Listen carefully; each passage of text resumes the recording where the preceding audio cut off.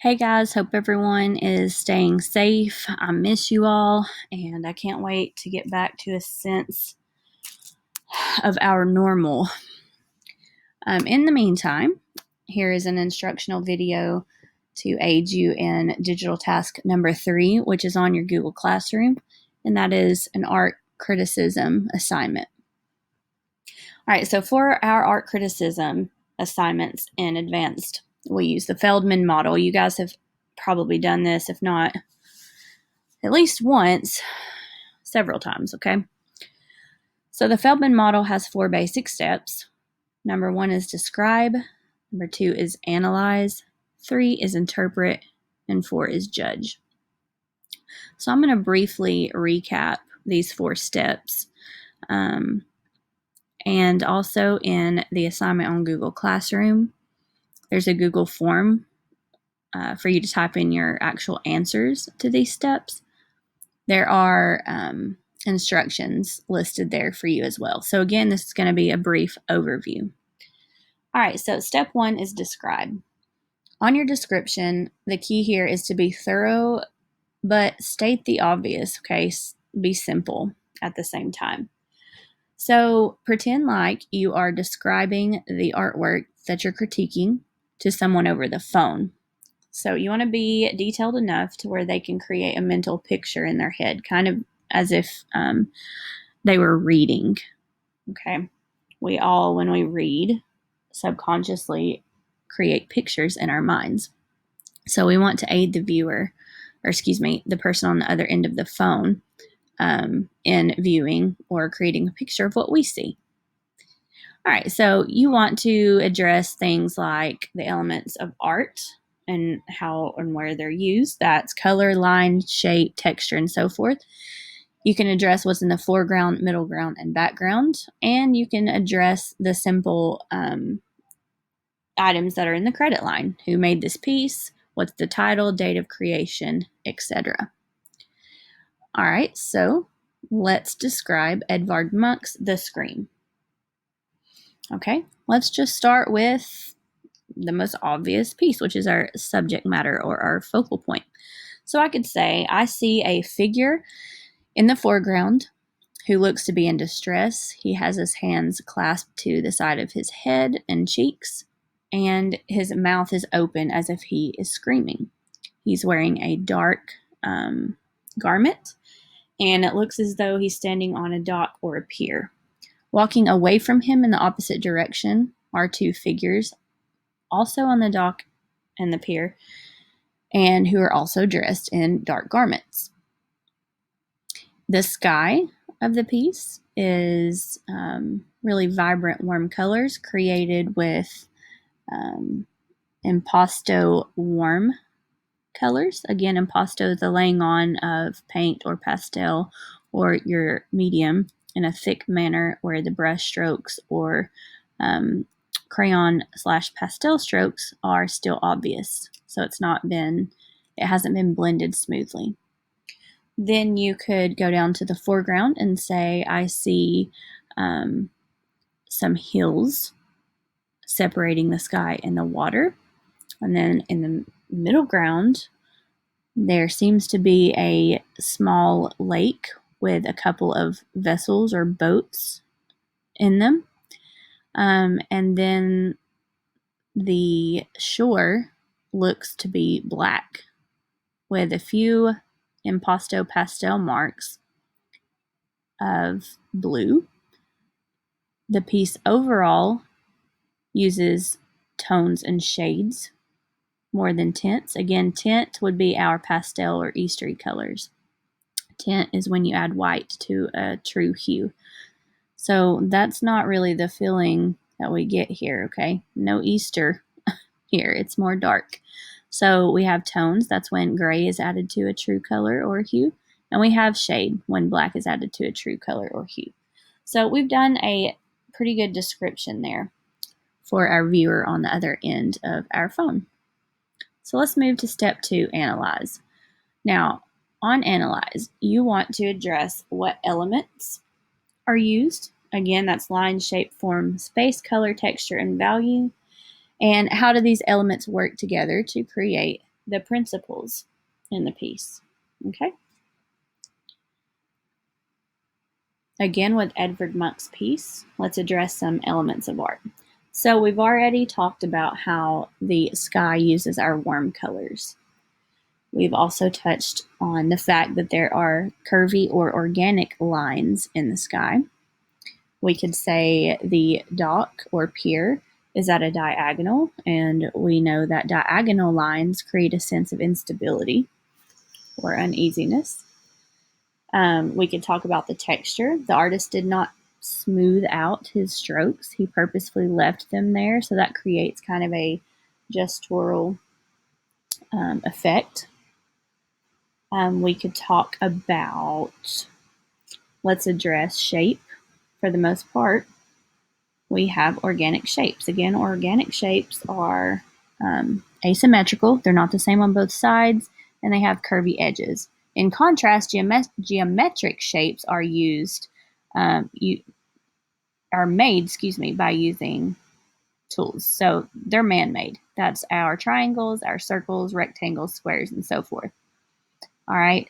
So we have organic shapes here. Lots of curvy edges, not really any symmetry. All right, let's go ahead and address principles. We could say we have emphasis.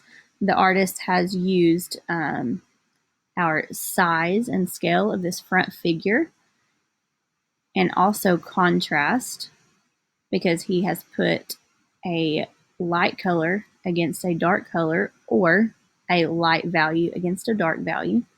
And we notice him first because of these things. So that is our focal point. We could say the piece is balanced.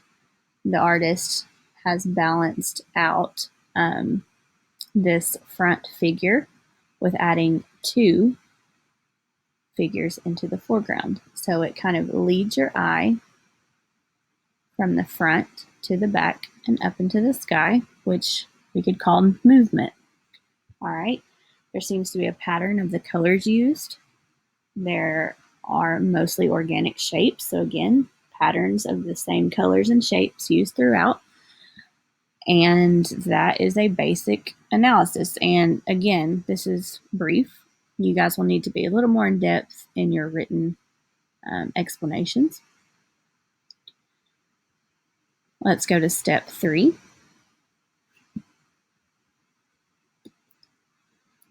All right, so this is your interpretation.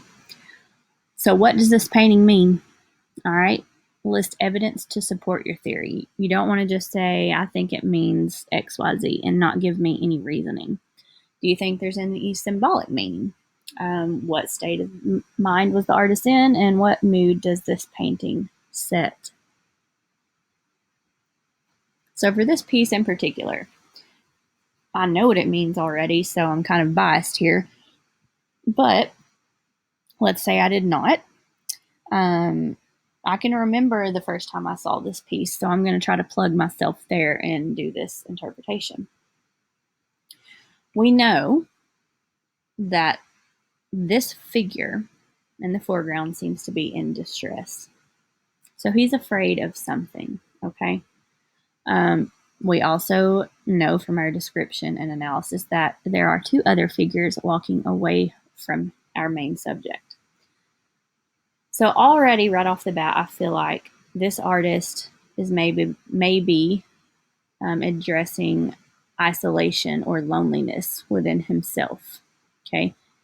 He is in distress, and there's no one in sight to help him. There are passerbyers, but they are walking away from him and seem to think he is invisible. All right, so no one to help. Okay, the reason I say that, again, you can't just tell me what you think it means. You need to explain why. The reason I think this is because the artist has very clearly given the subject facial structure and body movement that seems to be uneasy or in distress. Okay. We can even go into the tones and shades that are used. The artist has used lots of dark, heavy colors, and that kind of lends to mystery or dreariness or even fear, okay? He's got a lot of these warm colors in the sky that clash with the darker colors used in the middle and foreground. So that collision or that contrast could create anxiety in some viewers. Okay, and then let's address the symbolic meaning, state of mind, and mood. Okay, so I've pretty much went over all of these things. The state of the mind of the artist we can kind of correlate to the state of mind of our main subject here. He might feel lonely or isolated. The mood is overall kind of fearful, really, suspenseful, mysterious. Okay, we're trying to figure out what has put our subject in so much distress. Like, what does he see that has caused him so much fear? All right, so that is step 3, interpret. Let's move on to the final step, step 4. Do you like this work of art? Why or why not? So again, you can't tell me simply, yes, I like it, or no, I do not. You need to give me evidence and support and logic for your answer. What would you have done differently if you were the artist? All right, let's dive in here. Okay, so personally, I do like this piece. You guys know that I'm very intrigued and supportive when it comes to mental health and mental health support. I love how artwork can help and aid in our self-expression. So I really enjoy how this artist, Edvard Munch, used elements and principles of art to create this sense of isolation and loneliness. All right. I think that the tones and shades and the overall heaviness of the colors lend well to that sense of fear and suspense and loneliness. I think that the sky, had it been cool colors, some people might think the piece would be more unified that way because the colors are more similar. But I don't know if you guys have read the Yellow Wallpaper in ELA yet, but warm colors seem to draw anxiety for some folks. And I think that that's no accident. I think Edvard purposefully created such heavy contrast in this piece, like I said, in the interpretation and analysis, that lends to an uneasy feeling. So I think it's successful because he used his elements and principles appropriately. And also, and that's kind of an abstract situation, the elements and principles, he also did some very obvious maneuvering of the facial structures, which very much lends to this sense of fear. Okay, so I'm going to go ahead and tell you guys what this piece actually means. When Edvard was young, he was walking through a park with some friends, and they left him. I'm not sure if it was on purpose or accidentally. But he was petrified because he was alone. And again, he was young. So all of these judgments and interpretations and the analysis that we've already conducted were right on track. He was afraid.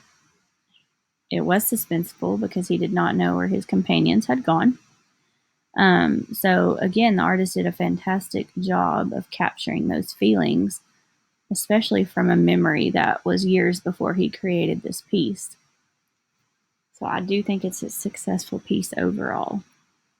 Okay, guys, if you have any further questions about this presentation or the assignment that I've provided in Google Forms, just let me know, either through email or on the Google Classroom comments, and I will get back with you as soon as possible. Good luck on this assignment. I think it will be fun. And I look forward to seeing what you guys have to say.